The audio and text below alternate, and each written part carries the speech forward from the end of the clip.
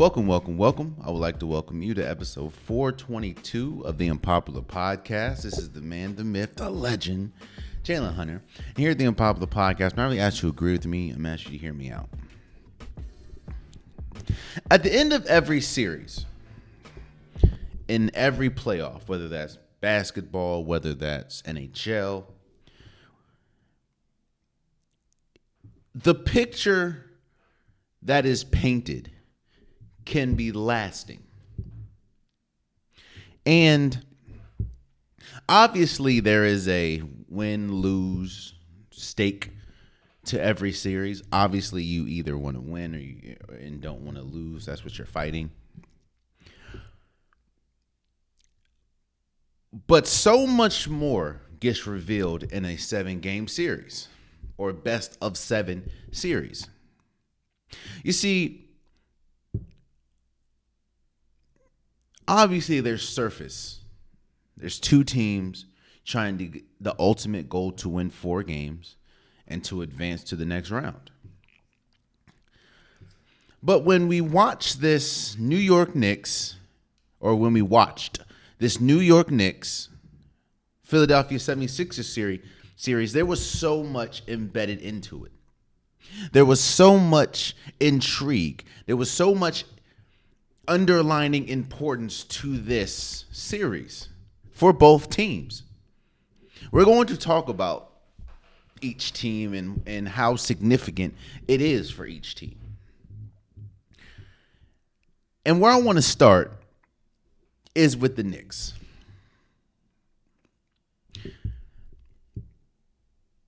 The reason why a lot of people have Jalen Brunson as an MVP finalist, I don't think he's going to win. I think it's very hard for him to make ground, or obviously it's a regular season award, so it's pretty much over, but I don't think he could have made ground over Shea, over Luka, over Nikola Jokic. But one of the reasons why a lot of people have, and more than likely he received some votes for MVP, is because this is not supposed to be reality right now. When you're first or second, depending on how you shape, actually, there really should be no debate. But when your second best player, when one of your most important players goes down in Julius Randle, when OG Anunoby misses a lot of the season after he gets traded to the Knicks due to injury, and when the makeup of this team does not really resemble a team that should go deep in the playoffs or should make some noise in the playoffs, and then you essentially put the team on your back and carry them to the 2 seed. And now, as we speak, you advance past the 76ers. This is why Jalen Brunson is considered to be an MVP finalist. Or at least, I'll say this. I don't think he's going to be a finalist as far as top 3, but I do think that he is going to receive votes somewhere. The question now, and I think that this is a little hyperbolic, but I understand the sentiment. I understand why people are questioning if Jalen Brunson is the greatest Knick we've ever seen. The Knicks have a long history of great players, let's say. From Walt Frazier to Patrick Ewing, Carmelo Anthony, Amari Stoudemire, Stephon Marbury. There is a lot of great players that have come through the New York Knicks. What I think people love about Jalen Brunson, and why I think a lot of people would put Jalen Brunson in that category as possibly one of the greatest Knicks of all time, is because you can see when somebody is putting a team on his back. When you look at this Knicks roster, especially the Knicks roster that is available, nothing in this roster spells second round of the playoffs outside of Jalen Brunson. Now, yes, if Julius Randle was playing, that would be a different story. But as we've seen, it kind of feels like the Knicks play better when Jalen Brunson is solo. As far as we know, and this is no disrespect to Julius Randle, but Julius Randle is one of those people that thrive with the ball in his hands. So is Jalen Brunson. That was one of the biggest issues with Jalen Brunson in Dallas. He was unable to control the show. He was unable to really show what he's capable of because you have such a ball-dominant player next to you in Luka Doncic. No disrespect to Luka, because we know how good Luka is with the ball in his hand. And there's honestly no disrespect to Jalen Brunson. Even with both of them, they made it to the Western Conference Finals. But when you look, I think it's still a little hyperbolic, and I think that it's a little too late or too early to tell. I'm sorry, but I understand why people say that Jalen Brunson is the best Knick ever. There's obviously a level of excitement, but I will say that he is probably the best free agent signing in Knick history. This is so important for the Knicks. I don't think there's any way, shape, or form that these Knicks make it to an NBA Finals. And we'll talk about the team that I do think will make it out of the East will make it to the NBA Finals out the East a little later. But I don't think that the Knicks have a shot of making it to the NBA Finals. But and obviously there's a level of delusion when you talk about Knicks fans, as far as kind of like Lakers fans. They always think that they have a shot. They always think that this is their year. But what I think is different about this year than other years is when you watch the games and you see how hard Jalen Brunson plays, when you see how hard this team plays, when you see how hard Josh Hart plays, or Dante DiVincenzo, or Mitchell Robinson, I think that there's a level of respect and excitement to this team, even if they don't make it. Because obviously there's Knicks fans that always get upset when they, fall short of winning it all, or even making it to a second round. But this team is different.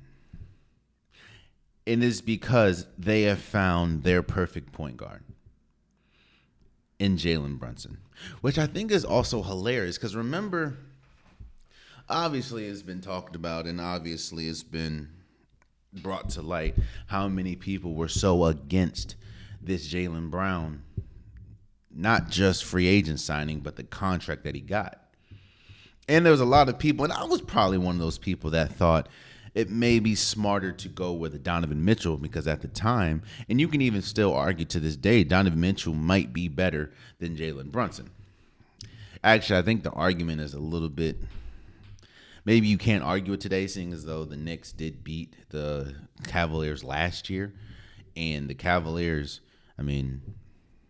as we speak, I don't know what's going to happen or what's happening. Or I don't know what happened in the Cavaliers Magic series, but Donovan Mitchell hasn't been great. There's just a level of excitement around these Knicks. And there's a level of connectivity. There's a level of understanding that the Knicks team have with New York. I'm not from New York. I don't live in New York. But when you hear people talk about Jalen Brunson, they talk about him like he's family. And I think that is what these Knicks have been missing. Probably since Carmelo Anthony. And even in that, a lot of Knicks fans were upset with Carmelo Anthony because of how much it took to get him and how much they had to give up.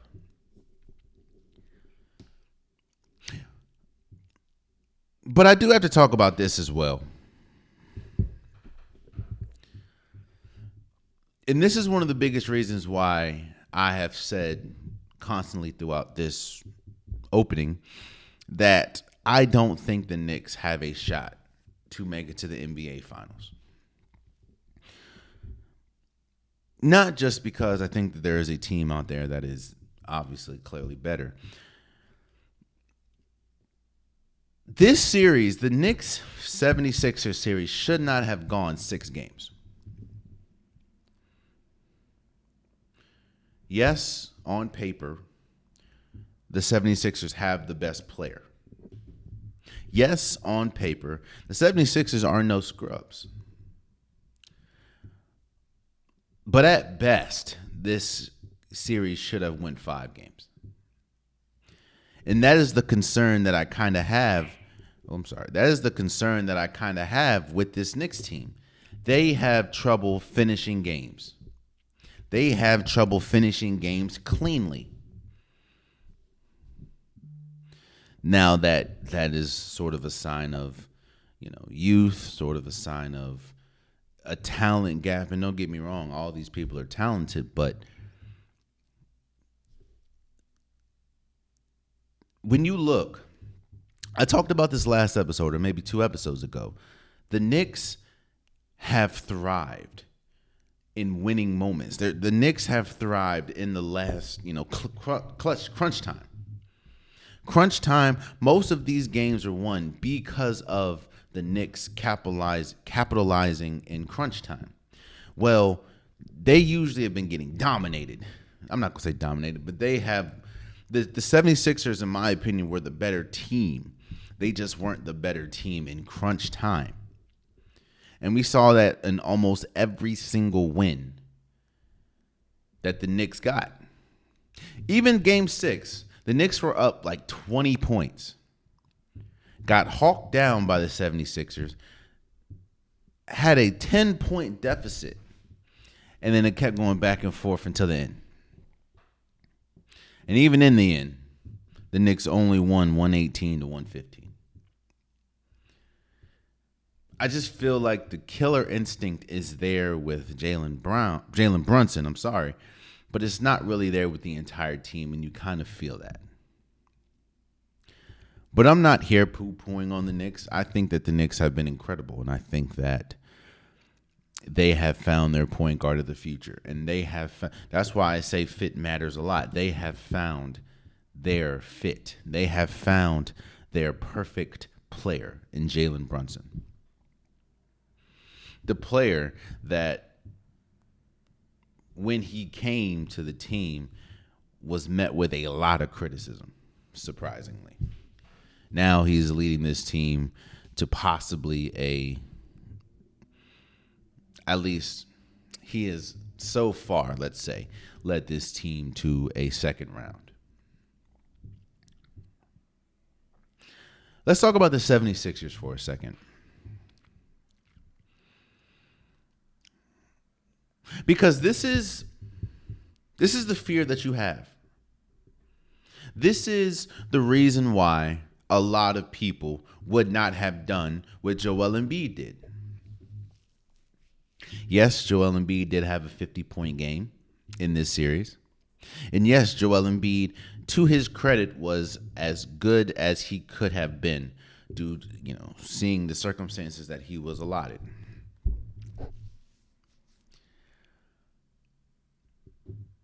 But when I talk about Kevin Durant and I talk about him getting swept to Minnesota and we talk about his legacy,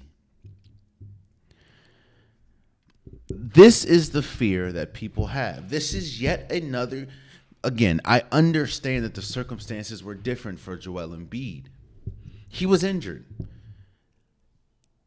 Now, that should show you how good he is, seeing as though he was not even close to 100%, still putting up 50-point games and 30-plus point games. But he was injured. He should not have been out there. But that doesn't matter when you make the decision to go out there and play. Now it's on your jacket that this is yet another year that Joel Embiid and the 76ers cannot get it done. Again, I said the 76ers were the better team throughout the duration of most of these games. The only time where the Knicks rose to occasion and the 76ers really faltered was in crunch time most of these games.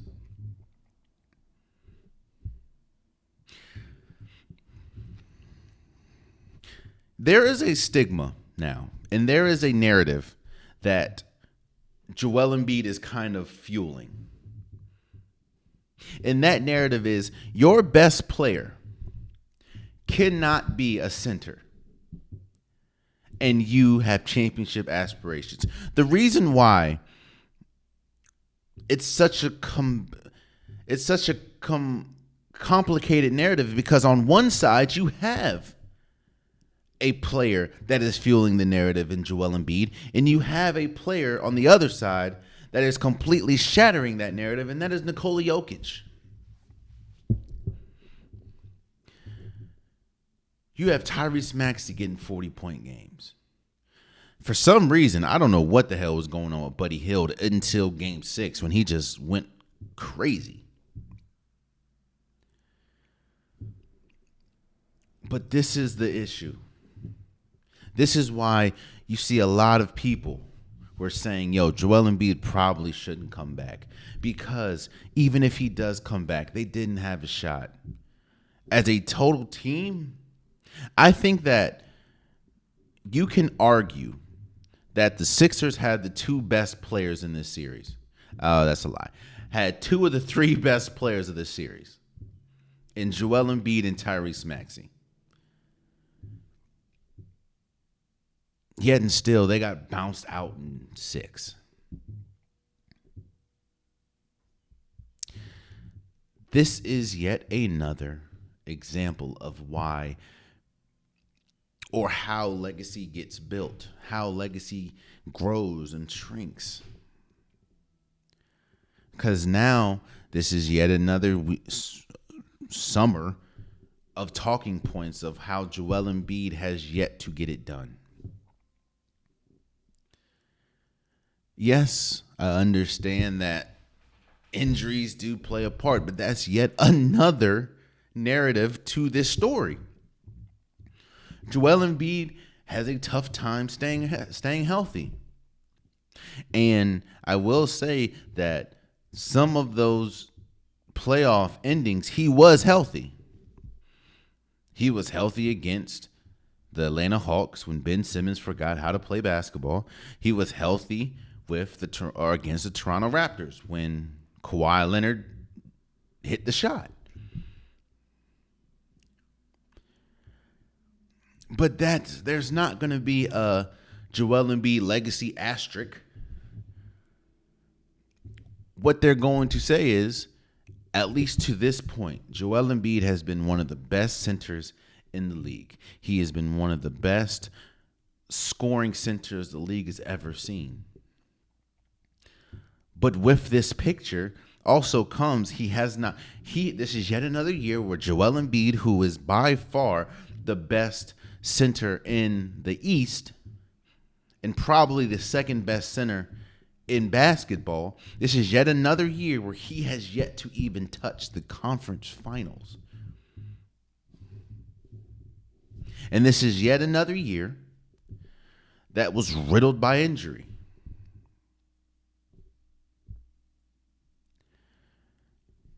I mean, Joel Embiid lost an MVP this year because of injury. And now you can say he's going home. Or he's staying at home, seeing as though Game 6 was in Philadelphia.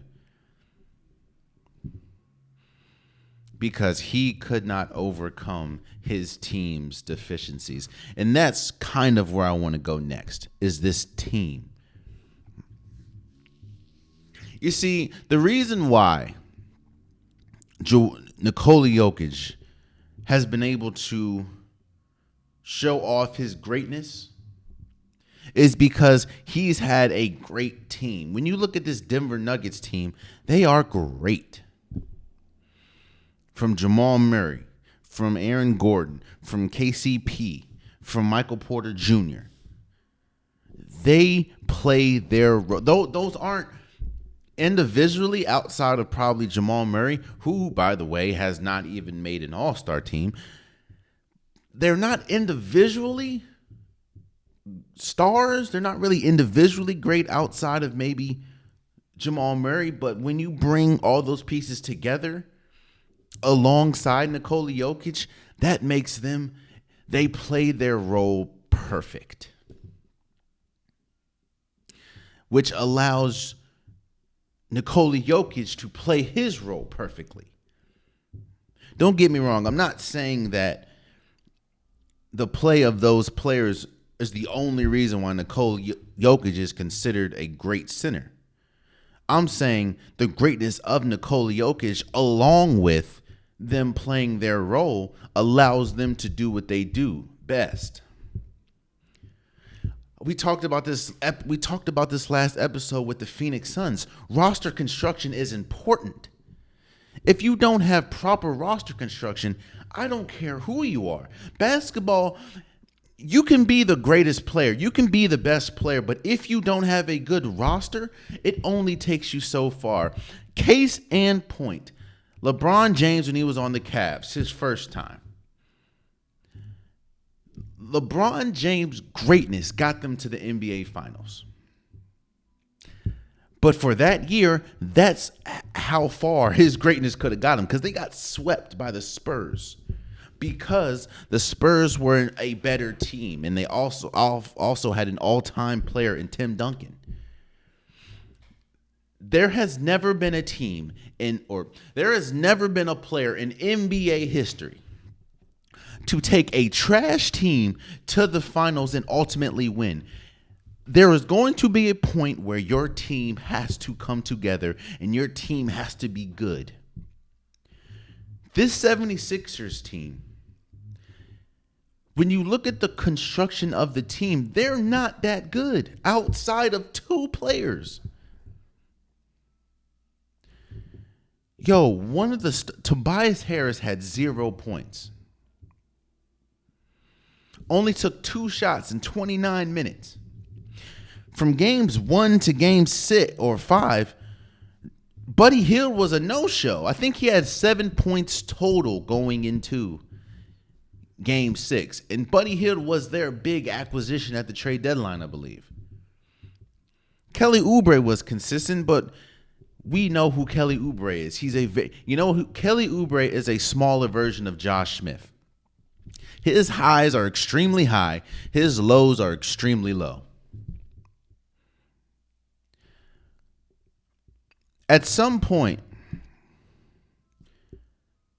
something's going to have to give with the 76ers. Because let's not get it twisted. The 76ers were a good team because they had an all-time player in Joel Embiid, and they had the most improved player in the league this year was in Tyrese Maxey. Outside of that, that's the reason why when Joel Embiid went out, the 76ers plummeted. They went from like the 2 seed or the 2 or 3 seed to fighting to get into the playoffs. They're a 7 seed. Meaning they were in the play-in.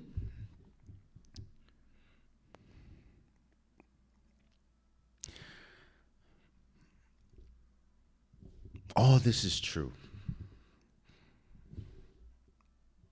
But I'm circling back to Joel Embiid. People aren't going to care.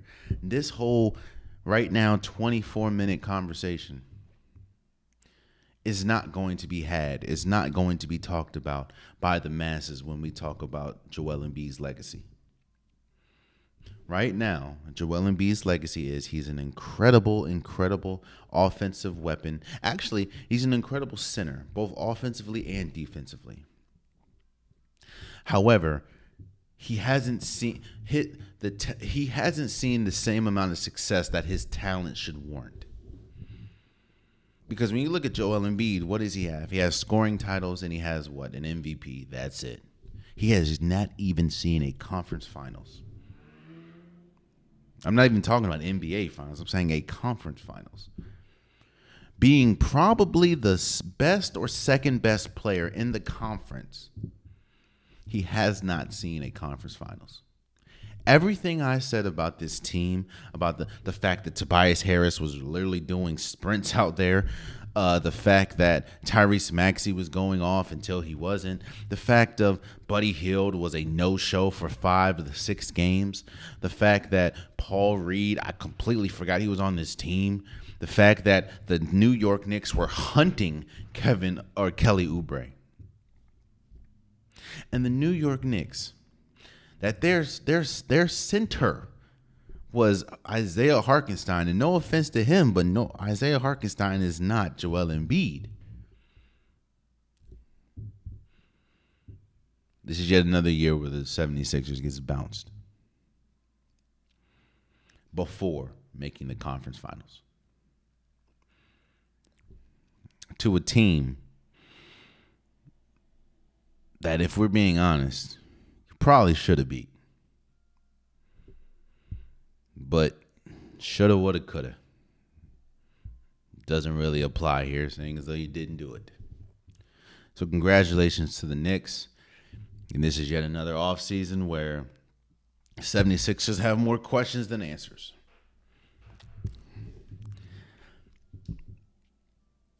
Let's move over to the Pacers and Bucks series.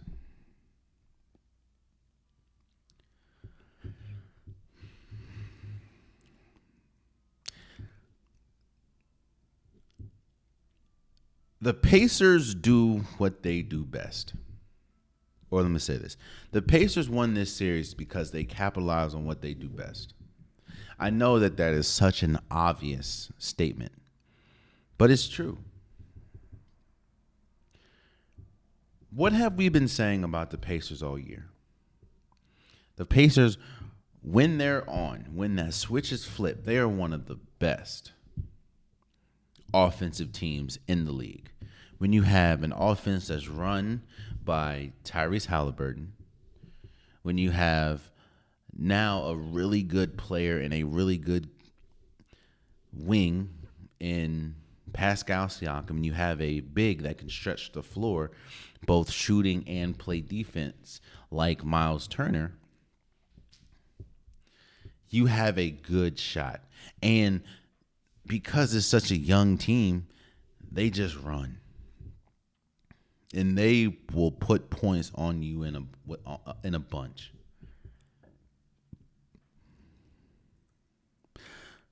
We also say that the Pacers don't really play defense that much, and that is true. We saw that in clear form, in HD, against the Bucks. But they were able to overcome, because of how good Tyrese Halliburton is and because of how good Pascal Siakam is. And quite as it's kept, those two players were by far the best players of this series.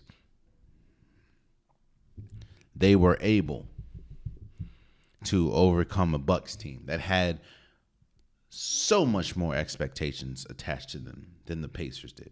And we'll talk about that in a second. But what I kind of want to talk about the Pacers is what our expectations should be now. And I remember I said going into the season, every team, every player has a goal. Now, obviously, the overarching goal is to win a championship. From the Spurs to the Golden State Warriors to the Thunder to the Clippers, every single team's goal going into the season is to try to win a championship. Now, it's very early on for a lot of teams to understand, okay, maybe we're not going to hit those goals. And I look at this Pacers team and I think, even if they lose to the Knicks in the second round, I think it's a successful year for them. Again, who had the Pacers doing anything? Especially the Pacers team that gave up Buddy Hield, who was their second best player. best player for a lot of the for a lot of the games. But when you have Rick Carlisle, who was kind of respectfully kicked out of Dallas, this is kind of like a redemption tour for him. Tyrese Halliburton, who a lot of people thinks is kind of overrated.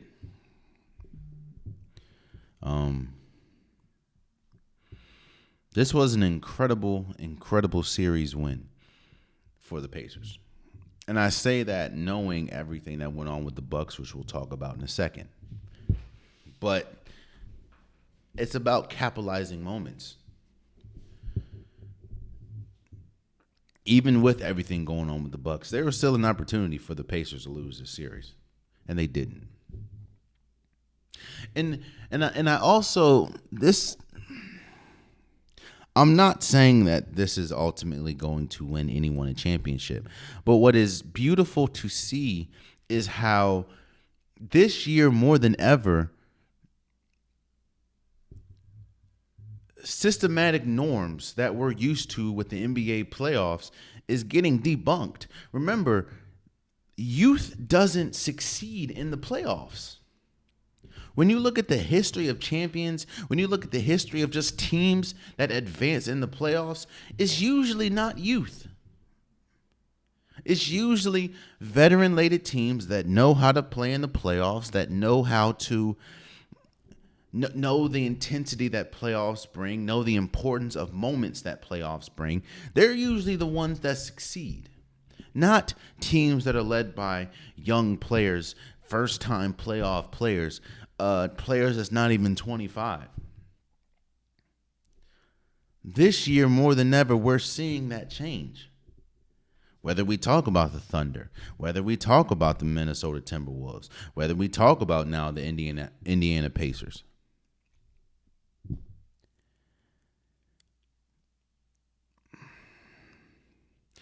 And it's great to see. This has been, yes, there's been a bunch of blowouts. But this has been a fun playoff to watch. Because, again, we're seeing something. Now, yes, there are still veteran-related teams. Like, you still have the Celtics. You still have the Nuggets, who are kind of looked as the two teams that more than likely will make it to the finals if everything goes the way they're supposed to go. Or if everything goes the way that people assume they will go. But, yeah, man. The Pacers have been incredible. They have been exactly as advertised. An incredible offensive team, one of the best offensive team, if not the best offensive team in basketball. When we talk about percentage and pace and everything.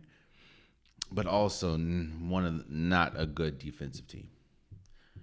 But all that doesn't matter now because they essentially beat the Milwaukee Bucks, and they find themselves in the second round against the New York Knicks. Both teams you can kind of consider are two of the hottest teams in the playoffs right now, seeing as though they just came off of playoff wins.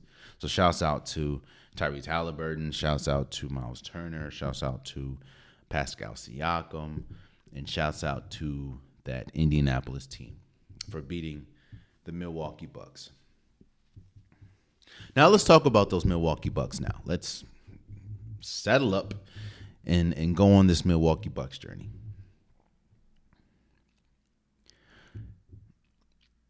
Twitter is an incredible place, or X or whatever it's called now, is an incredible place. It's an incredible place because it allows people to get their think pieces off.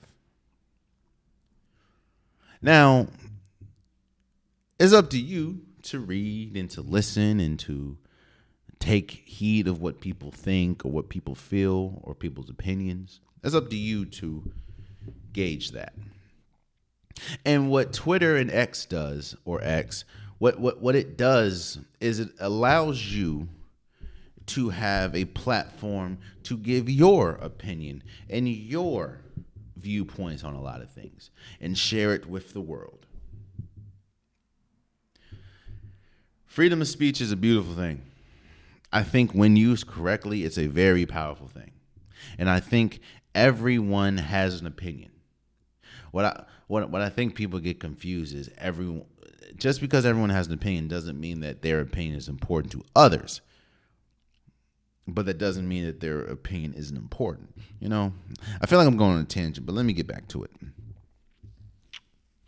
Seeing as though the two teams that had the loudest off seasons as far as trades, player acquisitions, was the Phoenix Suns and the Milwaukee Bucks. Phoenix Suns getting Bradley Beal from Washington. Milwaukee Bucks getting Damian Lillard from the Pacers. And the conversation on Twitter, on X, is which team is more of a disappointment? Seeing as though both teams that had the loudest offseason when we talk about acquiring players, the Phoenix Suns and the Milwaukee Bucks, both teams are out the playoffs in round one. In fact, both teams combined only won 2 games, and both of those games were won by the Milwaukee Bucks.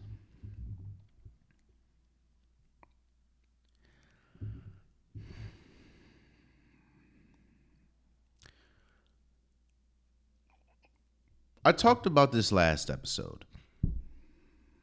Sometimes reality hurts. Sometimes a lot of people want to live in fantasy because they don't want to face what reality is.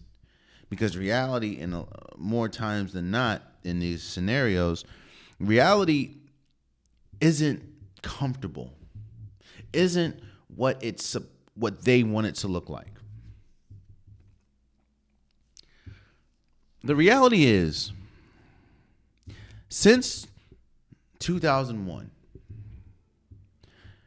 the Bucks have been one of the most disappointing teams when it comes to the playoffs in the NBA. Now, obviously in 2021, they won a championship. They beat the Phoenix Suns in the championship. Giannis Antetokounmpo, probably one of his best years, won Finals MVP. But since then, they have had epic collapses in the playoffs. And the same energy that I'm giving Joel Embiid, I have to give to Giannis Antetokounmpo.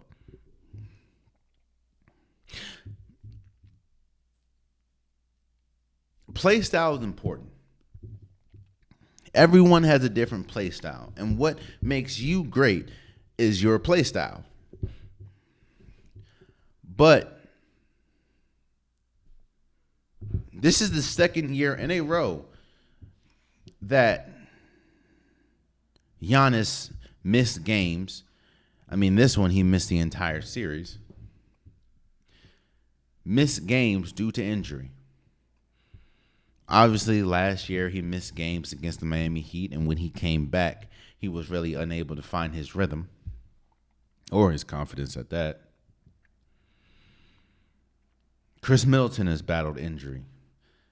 I think 2022, they lost that series because they didn't have Chris Middleton.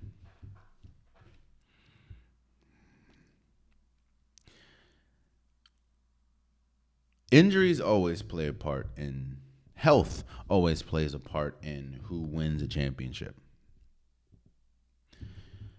There's a reason why a lot of people are questioning the Boston Celtics, who we'll talk about a little bit later. They're questioning the Boston Celtics now because of the health of Kristaps Porzingis.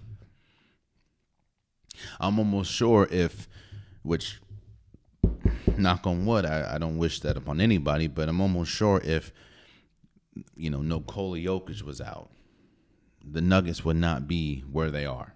If Anthony Edwards was out, the Timberwolves would not be where they are. If Jalen Brunson was out, the Knicks would not be where they are. health plays an important part in team success.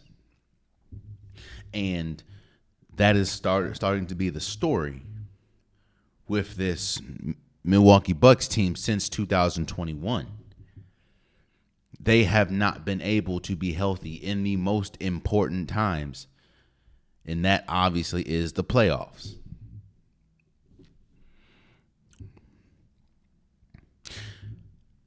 But the question is, who is the most disappointing team between the Suns and the Bucks? Now, obviously, the answer is the Suns, in my opinion, seeing as though not only did they get swept, they got swept and was completely healthy. The Bucks weren't. But the Bucks are kind of a cautionary tale.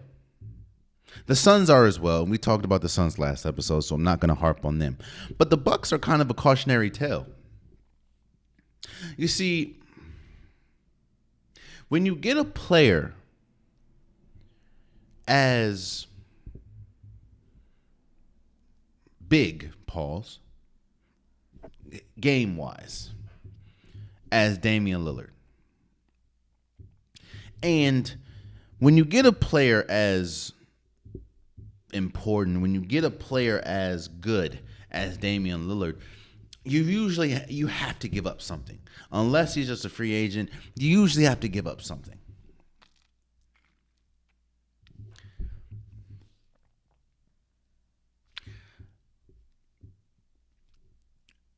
I'm not saying that when perfectly healthy, the Bucks can't win a championship. I'm not saying that when perfectly healthy, the Bucks shouldn't be considered as a championship caliber team.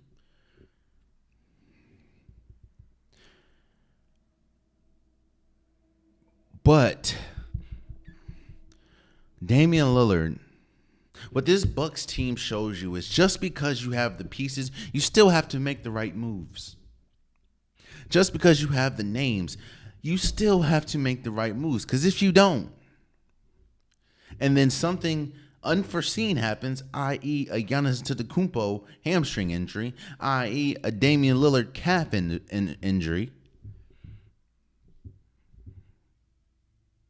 then, you find yourself in a position that you shouldn't be in. Like the fact that you're paying 3 head coaches at the same time and you only have one. And that one head coach has not shown the propensity, has not shown the ability to coach offensive-minded guards. But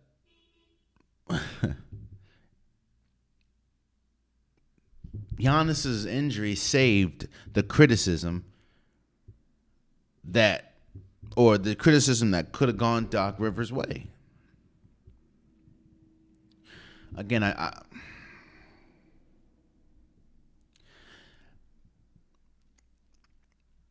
think you have to weigh out the risk plus reward when you get a player like Damian Lillard.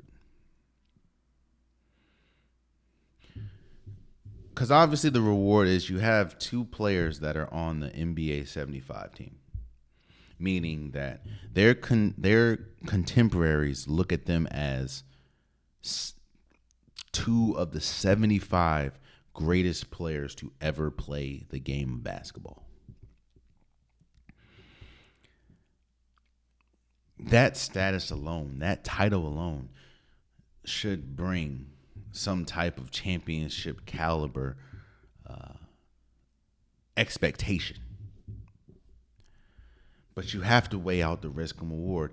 Is getting Damian Lillard. And don't get me wrong, man.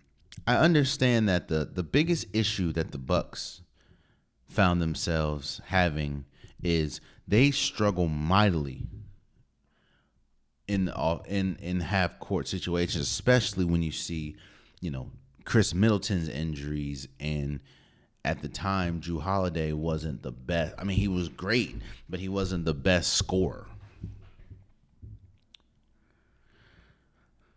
But you give up a Jrue Holiday to get a Damian Lillard. And Jrue Holiday is a much better defender, and people don't understand how much the connection defensively that Jrue Holiday and Giannis had helped this team as a whole. And the more that this season went on, the less shocked that I am that we're at this moment. I'm a little shocked that the Bucks didn't make it out the first round. That's a little shocking, but I'm not shocked that they essentially didn't make it to the NBA Finals. Because losing Jrue Holiday, losing Grayson Allen is a lot for this team. You lose two players that have a defensive mindset. There's a difference between playing defense and having a defensive mindset. Damian Lillard can play defense. He just doesn't have a defensive mindset. He has a score-first mindset. And obviously, that helped in the area of scoring. But then again, did it?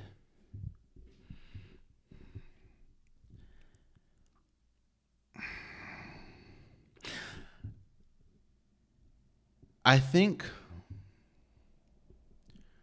we've seen the last of Chris Middleton in a Bucks jersey, which is probably why he was so visibly emotional at the end of the game. Because I think he feels it too. I think injuries really played a part in how this negotiation is going to go with him and the Bucks. Even though he was their healthiest player going into this series, shockingly.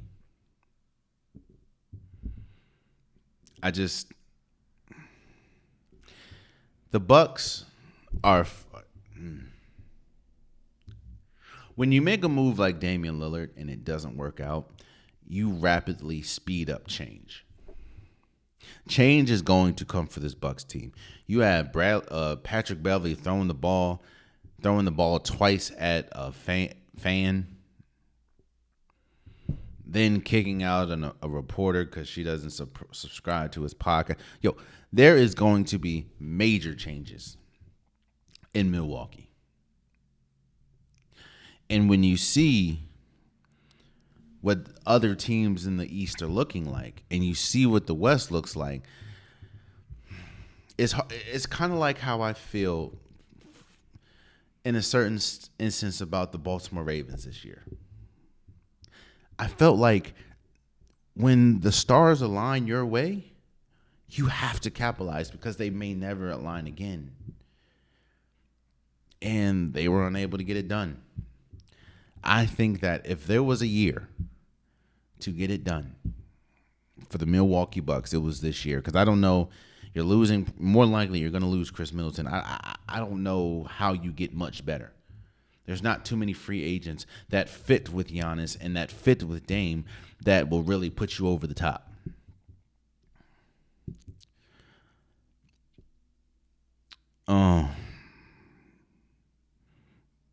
Yeah, man, it sucks. It sucks. But this is why you can't rest on names and you can't rest on your laurels. You can't rest on, we have Dame, we have Giannis. That shows you how dependent this team is with Giannis. Giannis didn't play this series, and they got bounced out in 6. And the only reason why they got bounced out in 6 is because Damian Lillard went crazy one of them games. I think game 1. He went crazy in the first half, and he went out. And I think games 5, Chris Middleton went crazy. He had like 40, didn't he? 46.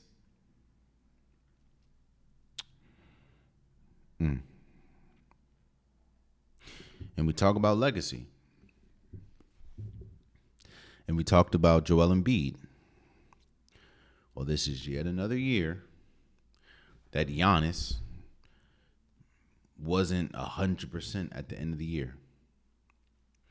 And as great as Giannis is, as much as we heap praise about how physically dominant he is, and no matter where you rank him as far as top players in the league, there is an argument that can be had that his play style is not cohesive for longevity in the league.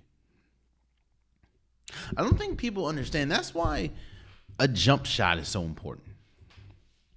Yes, a jump shot essentially puts another bullet in your arsenal, and it allows you to score a different way, but it also extends the life of your career so you don't have to bump and bruise down in the paint. That's why you see a lot of players that are shooters play as long as, like a Ray Allen, like a Kyle Korver, like a JJ Redick, more than likely like a Steph Curry. That's why shooters usually last longer, because their body doesn't take that bumping and bruising. Giannis is devoid of shooting. In fact, his entire game is literally north and south. And I'm not saying that it, change your game and don't do that anymore. I'm just saying add pieces. Because when you are a north-south player and you hurt your hamstring, your dominant hamstring at that, it's curtains for that. That's why when that happened, and then it said that he hurt, I think his left hamstring, which is the hamstring that you jump off of, I was almost sure we're not seeing Giannis again this year because of how he plays. Now, if he was a shooter, maybe different, but no. Now, I'm not saying Giannis is trash or anything. I'm just saying I don't want to turn this into I told you so. I'm not here to gloat. I'm not here to brag. What I'm here to do is show the difference between a dominant team and a team that has more questions than answers.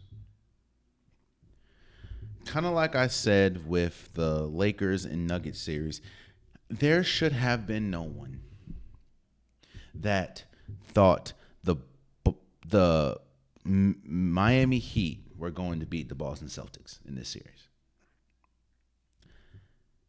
It goes back to regular season habits. The Celtics built championship habits in the regular season. Whether we talk about the acquisitions, getting Drew Holiday, getting Kristaps Porzingis, whether we talk about their two best players being their two best players in Jason Tatum and Jaylen Brown, and just getting a myriad of production from everywhere on the roster, from Al Horford, from Sam Hauser, Peyton Pritchard. There was not a wasted motion when talking about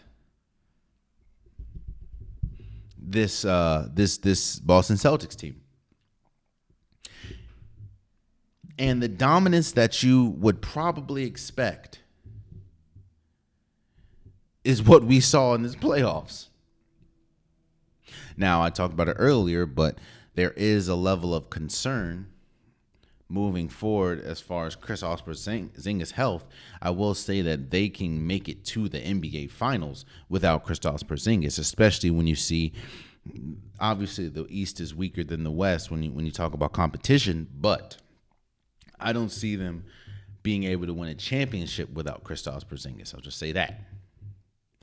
But we're not looking that far right now.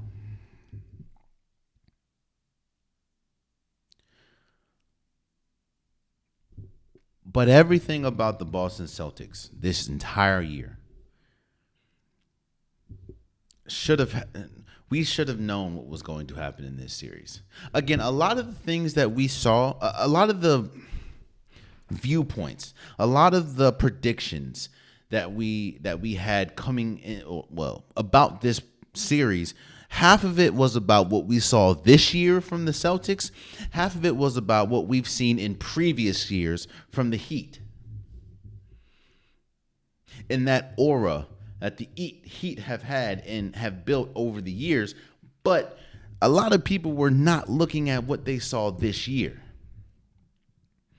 They were looking at the allure of playoff Jimmy Butler, or the allure of, well, they've went to the finals 2 of the last 3 or 2 of the last 5 years or something.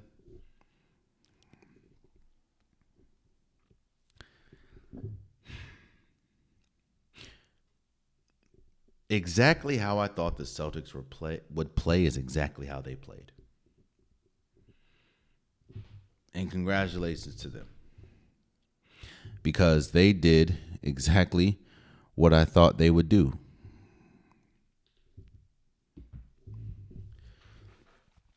But this series is more about the Heat than the Celtics.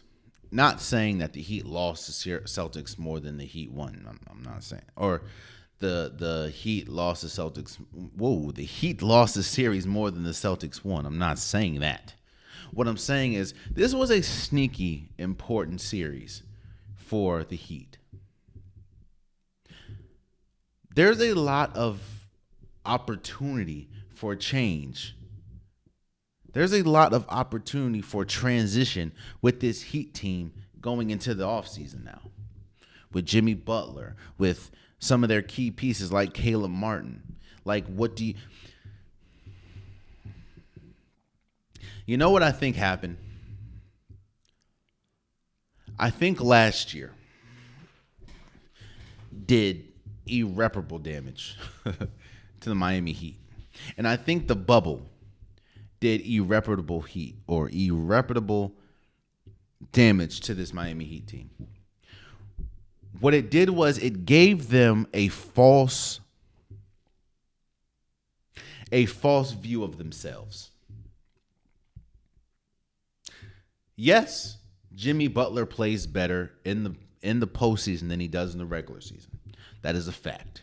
Yes, Bam Adebayo is a very good player. That is a fact. Yes, Eric Spoelstra is one of, if not the best coach in basketball. That is a fact.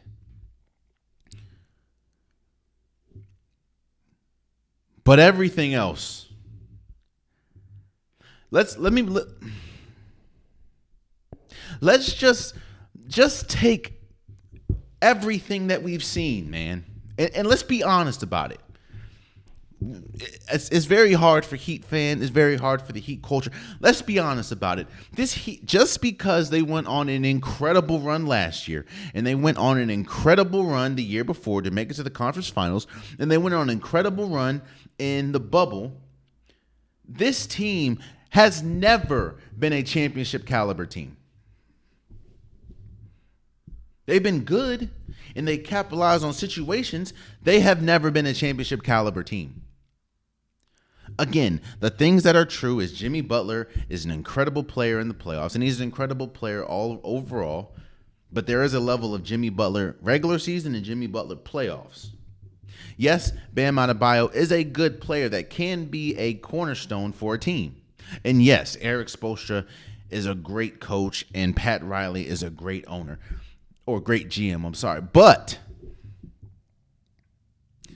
this team was never a championship caliber team, and they were moving like they were one. Not really making a lot of off-season moves, retaining and keeping players that they should have got up out of there, depending on players that are non or undrafted players. Like a lot of them.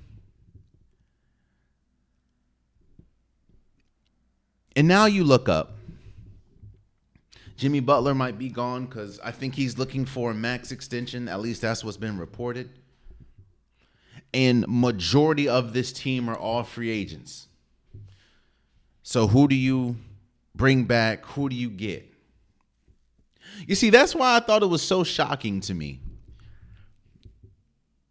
When every single time you heard a big name player that was potentially set to go to Miami, whether that's Damian Lillard, whether that's Bradley Beal, there was something that always got in the way.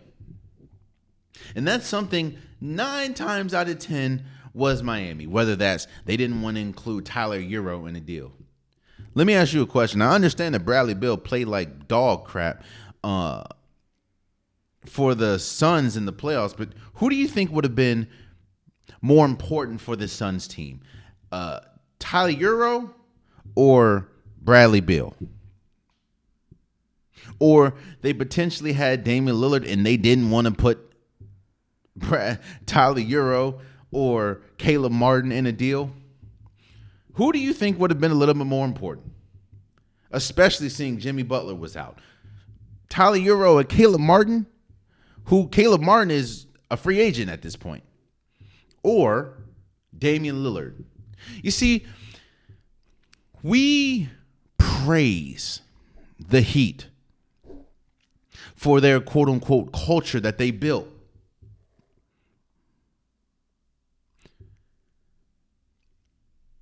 But what if that culture has got them to the finish line, but that culture has never had them finish. LeBron James got them to the finish line and finished. D Wade, Chris Bosh, all-time players. But what happens when you don't have all-time players? Remember, they had Shaq as well. But what happens when you don't have all-time players? And what happens when you really have to be you really have to build a team? If your goal is to just make it to the NBA Finals, then kudos to you, man. I understand that there are some teams like my lonely Wizards that don't really make it all the time. So if your goal is to be in the competition of making the finals but not ultimately winning, because think about it. I'm looking at this bracket right now, right? I would not, even if they did miraculously make a run like they did last year to the finals, I'm not picking the Heat over the over the Thunder, over the Clippers, over the Magic, over the Timberwolves, or the Nuggets. And I'm for damn sure not picking them over the Celtics, which obviously they couldn't even win more than one game. I know the argument, and that is why I said there's been irreparable damage to the psyche of this fan base, to the psyche of this team. Because there is a sector of people that are going to say, hey, if we had Jimmy Butler, if we had Terry Rozier, if we had Josh Richardson, we could have beat the Celtics. And I'm here to break the news to you. You could have had all of them. You would have lost to this Celtics team. Because the Celtics built championship habits throughout the regular season, while the Heat, who I think started 36 different starting lineups, did not.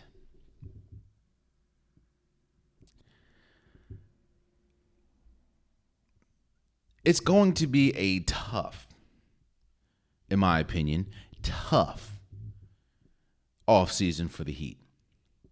Because there's a very good possibility that not only Jimmy Butler doesn't return, or Jimmy Butler doesn't stay, or Jimmy Butler's gone, but this team is going to look like Bam Adebayo and a bunch of I don't know. And all of that could have been avoided if they made the right decisions, if they didn't rest on that championship caliber that they honestly don't have. And if you want to be real here, the Heat culture is built off of star players playing like stars, i.e. D Wade, Shaq, LeBron, Chris Bosh.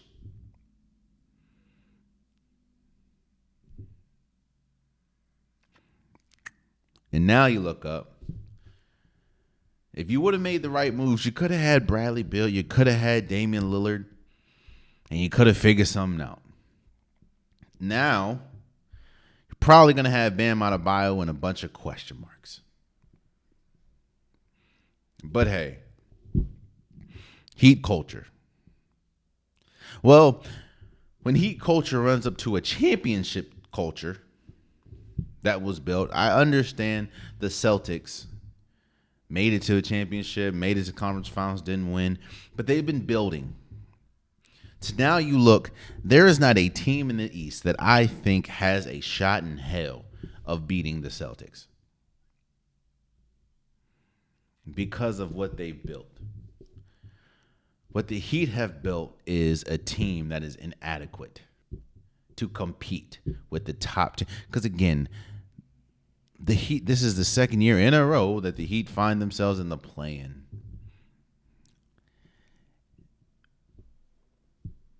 So, I don't know. Congratulations to the Celtics, and I guess we'll see what happens with the Heat. I want to move off of basketball. Now, I understand when I'm recording this, the Cavaliers Magic game hasn't happened. That's why I haven't talked about that series. Neither has Game 6 of the Clippers and Mavericks series hasn't happened. If obviously the Mavericks close them out, I'm talking about it on talk about it on Wednesday's episode. If the Cleveland Cavaliers close it out, I'll talk about, that's why I haven't talked about it today. I want to talk about Odell Beckham Jr. for a second.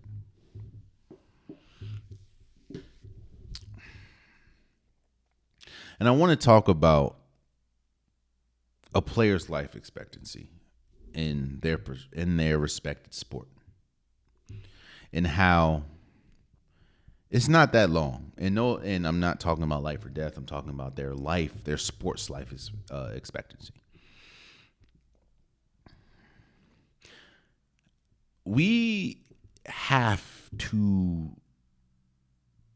I think we've done it actually. I think it's an Odell Beckham thing at this point. I think fans, I think NFL circles, I think people understand that Odell Beckham Jr. is not the Odell Beckham Jr. of old. The Odell Beckham Jr. that you're getting is not the one-hand catch Odell Beckham, is not the Giants Odell Beckham Jr. You're getting a older body, due to injuries, and an older Odell Beckham Jr.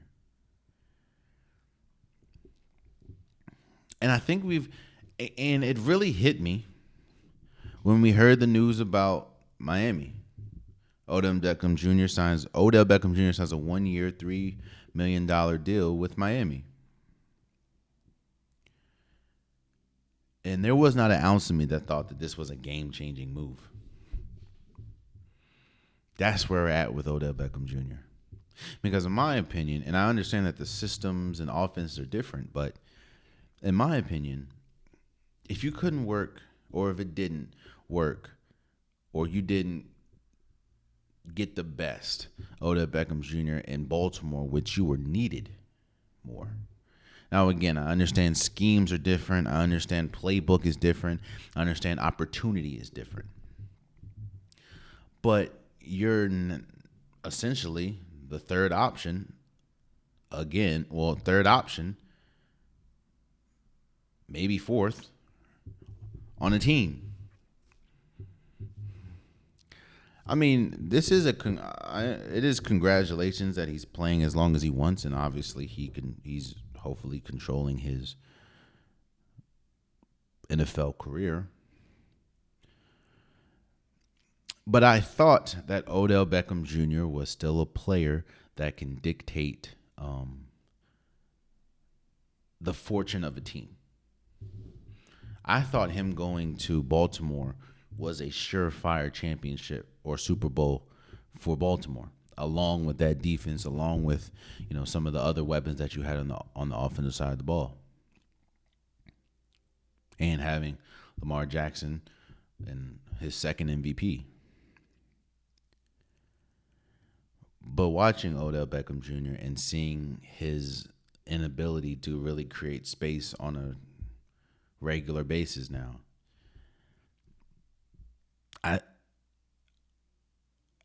I think he can still play for a good number of years, but I think gone are the days where Odell Beckham Jr. is a needle changer, needle mover. So, congratulations to Odell Beckham Jr. For signing a 1-year deal. And my thing is, I know systems are different. I know he really wanted to go to the Chiefs, but you're telling me you couldn't get $1 million or $3 million for 1 year for Baltimore? And now you have another piece. Because remember, Baltimore, who is a run-first team, their running game was decimated with injury again. Yes, Gus Edwards was good, but you have a much increased running back in Derrick Henry now. So, I don't know, man. But I know it sounds like hate. This is just me talking about or unveiling my views of Odell Beckham Jr. now. But I am happy that he's still playing because that's what he wants to do. And I just don't think Odell Beckham Jr.'s presence is that much of a needle mover at this point. So,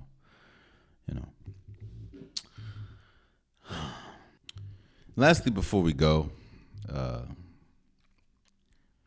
want to talk about something.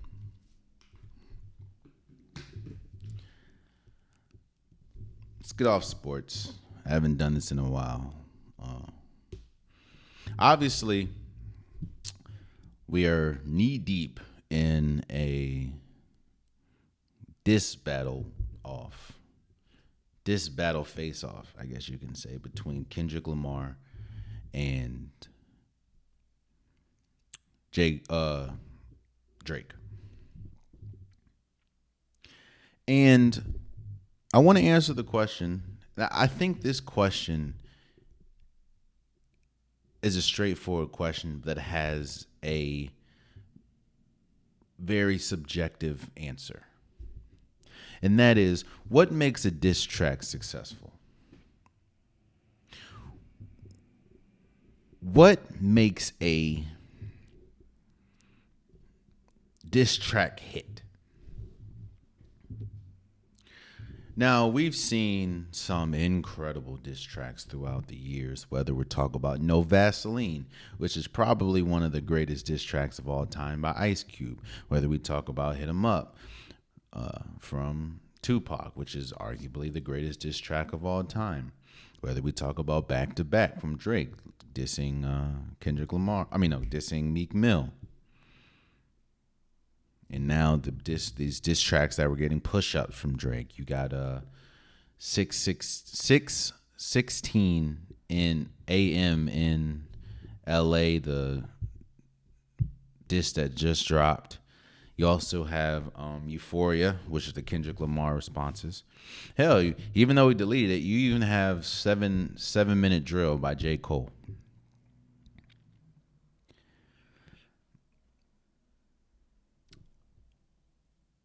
Obviously, a diss track is a track, is a song. And there are different layers to how to make a song successful. There are certain things that songs need. It needs a good beat. It needs a hard beat. It needs it needs cohesiveness. It needs to be structured as a good song. But a diss is different from a regular song.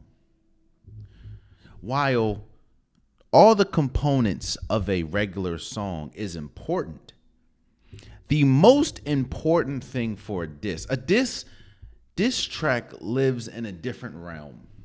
It's kind of like how do I say this? It's kind of like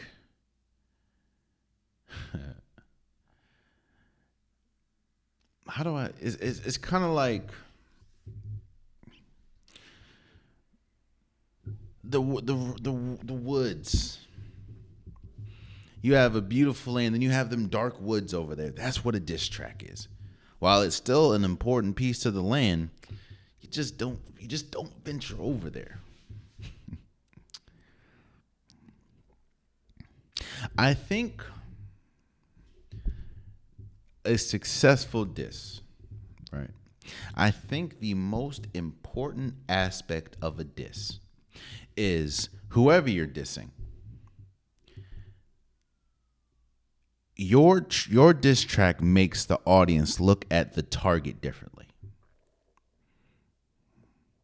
I think if you're able to make a diss and you make the audience question what you're looking at from the target of the diss track, is successful. No Vaseline had us look at NWA or the other members of NWA drastically different. Hit 'Em Up had us look at Biggie drastically different. Back to Back had us look at Meek Mill's drastically different. So the Story of Adonis had us look at Drake drastically different. I'm a fan of music. I'm a fan of both Kendrick Lamar. I'm a fan of Drake. I'm also a fan of J. Cole. So for people who's like, there's no big three, I don't subscribe to that. But the reason why, at least to this point,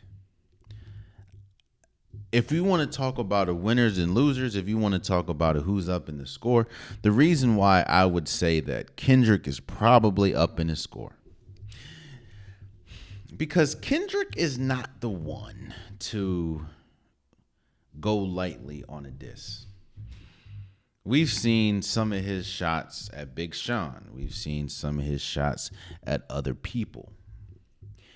But when you drop a 6.5-minute track and never take your eye off the target, which is Drake, and now you have people looking at Drake differently, and then you go back to back, no pun intended, and drop 6:16 a.m. in LA,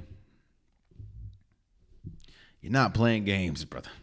And now what his diss tracks are doing successfully is making people look at Drake differently.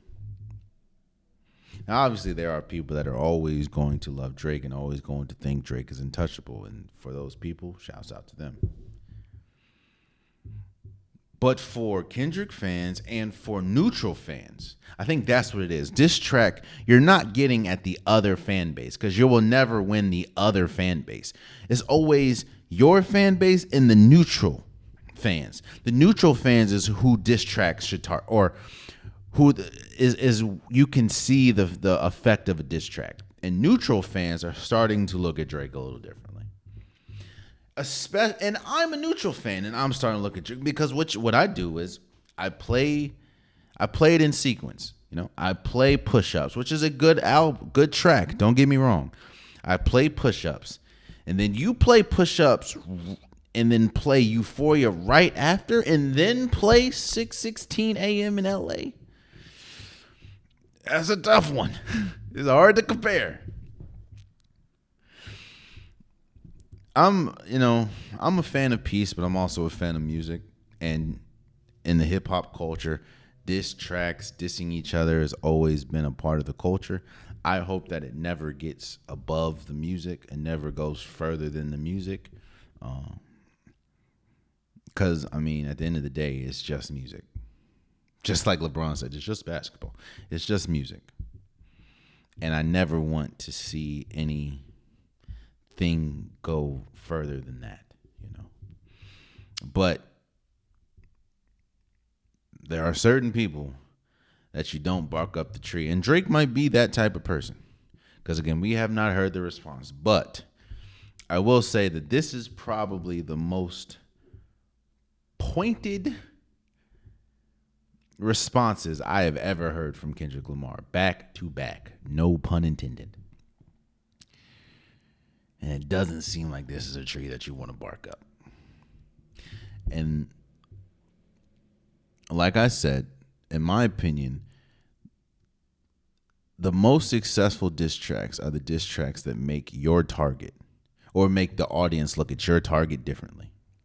And I think that's exactly what's happening with this Kendrick Lamar Drake beef. Diss off. It's crazy. But there you have it. That's been today's episode of the Unpopular Podcast. I truly, truly, truly appreciate you guys. If you want an Unpopular Podcast shirt, hoodie, sweater, long sleeve joggers, the link is in the description below. Multiple different colors, multiple different designs. Get your Unpopular Podcast merch today. Also, please subscribe to the YouTube channel. I'm trying to get as many subscribers as possible. If you like the content, tell a friend to tell a friend to tell a friend. It definitely means a lot. Subscribe. Also, I know that there's some people that only watch on YouTube and there's some people that only listen on DSPs, whether that's Apple Podcasts, Spotify, SoundCloud. If you do only listen on DSPs or you do listen on DSPs, please subscribe. Please follow. No fan is bigger than the other. You guys are all loved. You guys are all important, and I appreciate you guys. So if you do like the content that you're listening to, whatever DSP you're on, please subscribe. It means a lot. Also, please follow the socials. Follow Instagram. Follow TikTok. I post pretty much daily there. That's where you get longer versions of the reels that I post on YouTube. That's where you are able to probably debate with me faster and get to me faster, and we can go back and forth. Just keep it respectful, and I don't mind you telling me how wrong I am. I don't mind you telling me how much you don't like my takes. Just keep it respectful, and we'll go back and forth. I don't mind it, and I love engagement. It means a lot. So subscribe or follow the socials, and until next time, much love.